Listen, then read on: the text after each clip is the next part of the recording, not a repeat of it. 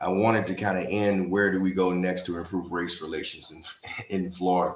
But I wanted to preface that by saying, personally, as someone who's been around a while and been observing things for a while as a journalist, I was encouraged by the protests that I saw and the diversity of people in the protests that I saw. Not and seeing that justice is not, it wasn't just an issue for people of color, that those younger people who are out there energized and everything, they ran the gamut in terms of color, in terms of ethnicity, gender, and everything else. So Terry,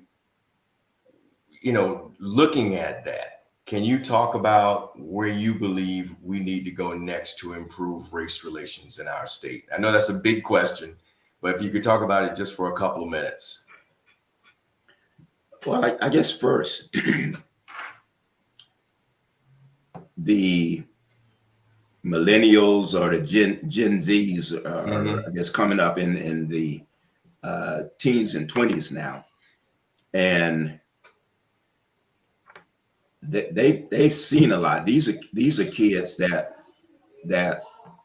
they're actually going through things that I didn't do. I never thought, I never imagined having to go through shooting drills in school. Right. So Okay. that's part of their everyday now.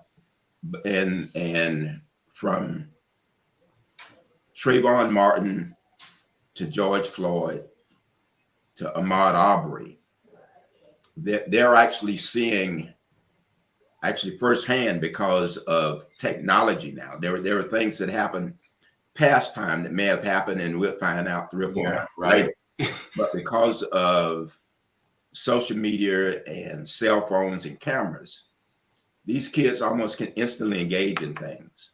And they're not afraid to speak out and step out because, we've had this period where we've taught them, you see something, you say something.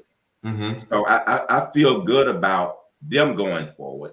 And it's really almost like the scenario that say maybe my parents or the leaders of Dr. Martin Luther King were looking for, that as we brought these kids together of all races, they would really learn how to work together. Now, our leadership in the state now probably creates more chaos than help. And from a leadership standpoint, state level governor and legislature, we need to ask them to deal from a point of truth and trust, and not keep making up boogeyman issues just to get reelected. And that's totally negative. But from our young people point of view, I think we can feel proud and they're going to take us in a good place.